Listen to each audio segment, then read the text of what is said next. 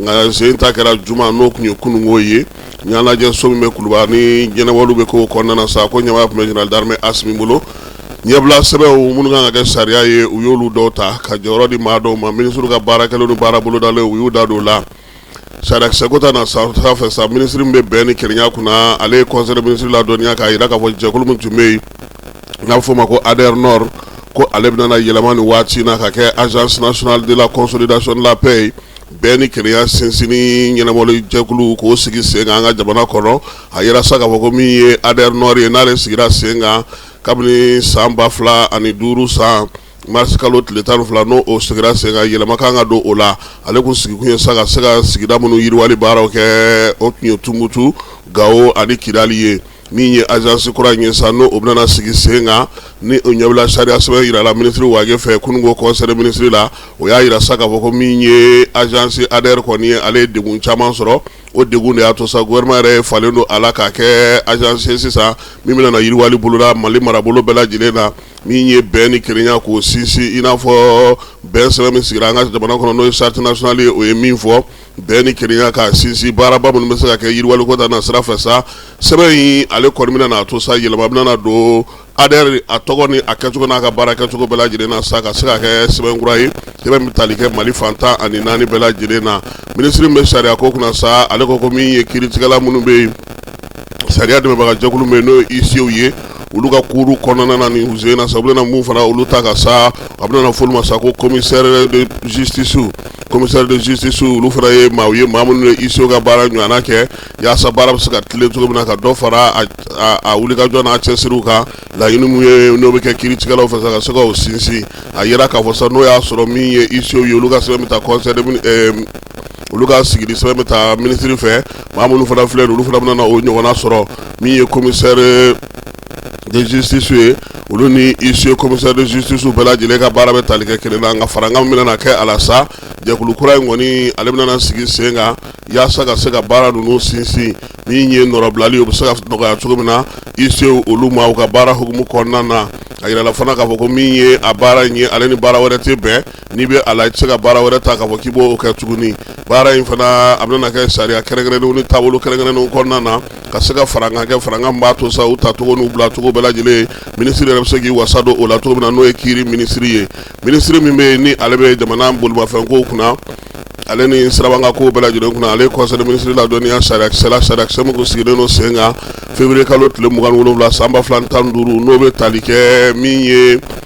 mali meto ale ka baraka chugola andana saka foko mi mali meto ko ni sigrani sebe miye maje chama yoro la gelew yoro la fofo yela makado ala ka kono fere ya satu mina yela mamunu be bi ani wati yela mani kololo munu be anga jabana ko na bi mali meto ka saka olubela jile fara abulu dala manufu nu bulu minon kisili ko fa sa miye fere kere no musaka saka ga blasra lu munu ga wati no wati ona fara ka bara ka ya sa bara saka kolo griya to mina joro ko ta fa fere la sa conseil ministre ale joro di mado ma premier ministre ka barakaro la contrôleur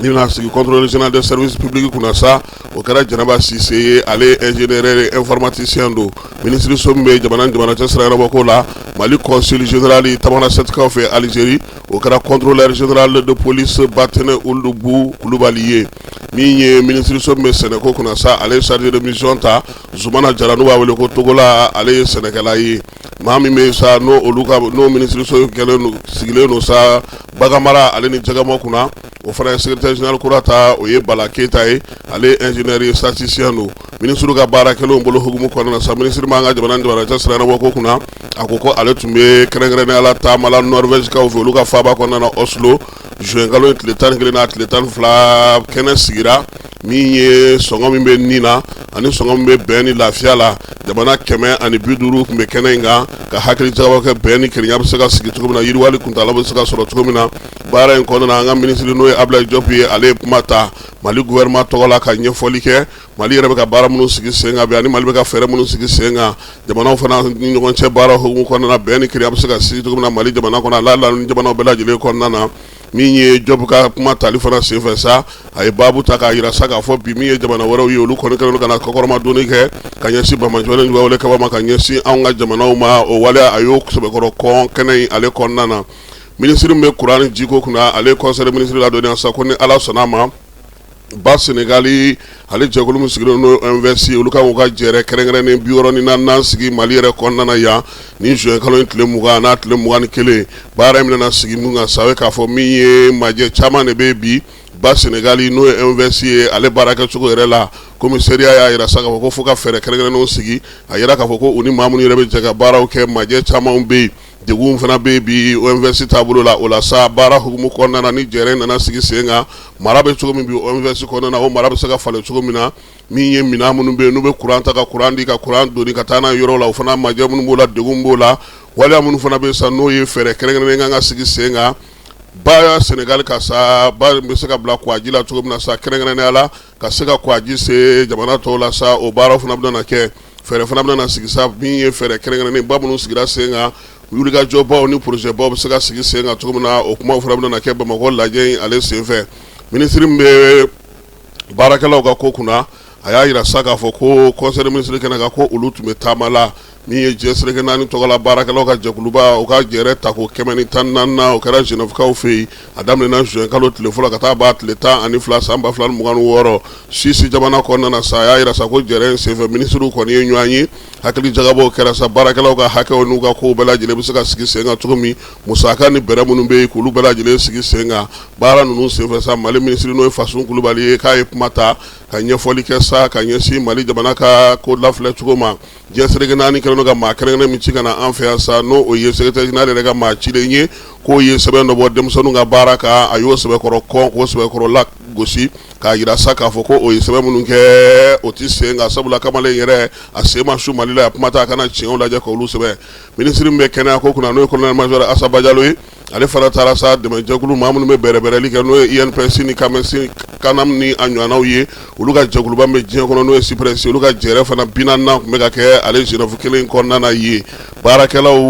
olu ka hakɛw hukumu kɔnɔna na maa minnu bɛ sɛgɛnnafiɲɛbɔ la olu ka hakɛw hukumu kɔnɔna na maa minnu yɛrɛ bɛ baara la sa olu ka tɔbɔtɔli baara bɛ se ka kɛ cogo min na u ka denbaya bɛ se ka taa cogo min na CIPRES a ye nin kuma bɛɛ lajɛlen fɔ k'a ban pewu Mali yɛrɛ fɛɛrɛ kɛrɛnkɛrɛnnen min sigi sen kan o danganɛmayara bɛɛ lajɛlen ɲɛna Asaba Jalo fɛ jɛrɛ in ale kɛnɛ kan minisiri min bɛ baara ni baaradege kunna ale conseil des ministres ladɔnniya sa k'a yira sa k'a fɔ ko jɛrɛ kɛrɛnkɛrɛnnen tako 6nan n'o ye jɛkulu ye farafinna kɔnɔna na minnu bɛ baaradege ko sinsin jamanaw ni ɲɔgɔn cɛ ko olu ka fɛɛrɛ kɛrɛnkɛrɛnnen kan ka sigi sen kan fɛɛrɛ in sa ale kan ka kɛ hakili jagabɔ fɛɛrɛ ye hakili jagabɔ min na to sa farafinna jamana bɛ se k'u bolo di ɲɔgɔn ma cogo min ka ko sigi sen kan hakɛw kɔnɔna na baaradege ni baara tali ni baara bilaliw ni baaraw kɛli ka denmisɛnninw dege baara la min bɛ se ka u kunnafan o kuma bɛɛ lajɛlen bɛna sigi sen kan jɛrɛ in ale senfɛ ni Ala n'a kira sɔnna a ma minisiri min bɛ yen n'o o bɛ sɛnɛko kunna ale conseil des ministres ladɔnniya sa k'a yira k'a fɔ ko ale tun bɛ jɛrɛ belebeleba kelen kan Istanbulkaw fɛ yen Turki jamana kɔnɔna na sɛnɛkɛla jamana caman ye ɲɔgɔn sɔrɔ ye juin kalo tile 6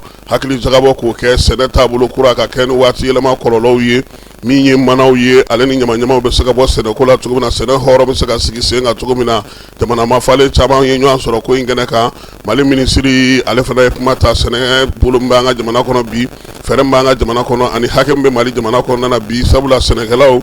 kɛmɛ sadala maa 80 o de ka baara bɛnnen don sɛnɛ ma Mali jamana kɔnɔna na min ye Mali yɛrɛ sa jɔyɔrɔ min b'a bolo a n'a ka sɔrɔ bɛ taa min na sa sɛnɛ jɔyɔrɔ ye min ye o la o ye 40 ye doni minnu balo minnu bɛ ta ka taa kɔ kan ani suman minnu bɛ ta ka taa kɔ kan fana ni Mali bɛ minnu feere Mali yɛrɛ sera ka $11 min sɔrɔ sumansi la o kumaw bɛɛ lajɛlen fɔra jɛrɛ in kɛnɛ kan baabu in fana senfɛ sa Mali ale ni Turki jamana yɛrɛ y'u sigi ɲɛŋɛ ka hakilinaw falen sɛnɛko bɛ se ka don ba la cogo min na ani olu yɛrɛ ka fɛɛrɛ minnu bɛ sigi sen kan an ka mangoro ni pomme de terre min ye Turkikaw ye olu y'a yira sa k'a fɔ ko olu kɔni ɲɛ b'o la kosɛbɛ u ni Mali bɛ se ka bɛnkan sɔrɔ o la minisiri min bɛ kunnafoniko kunna ale conseil des ministres ladɔnniya sa k'a fɔ ko kunnafonidilaw ye ɲɔgɔn sɔrɔ Mali jamana kɔnɔ yan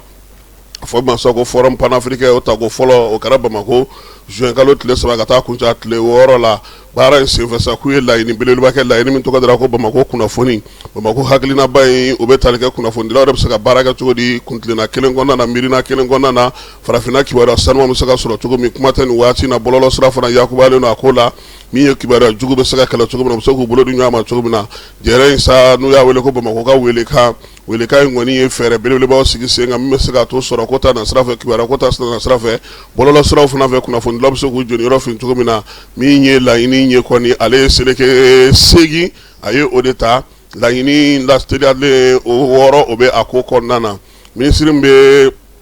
an ka jamana kɔnɔ sa kɛnɛya ko ta na sira fɛ ale conseil ministre la dɔnniya fala ye ko min ye nin waati na bana min b'an fɛ sa n'a ka jugu kosɛbɛ n'o ye dengue ye ko dɔ farala a hakɛ kan an ka jamana kɔnɔ jamanakuntigi ko sa k'an ka tangalanw matarafa yaasa an bɛ se ka kisi bana in ma cogo min na sabula bana kunbɛn o ka fisa ni bana furakɛ ye Bamako juin kalo tile 19 san 2026 secrétaire général du gouvernement Burama Kulibali chevalier de l'ordre national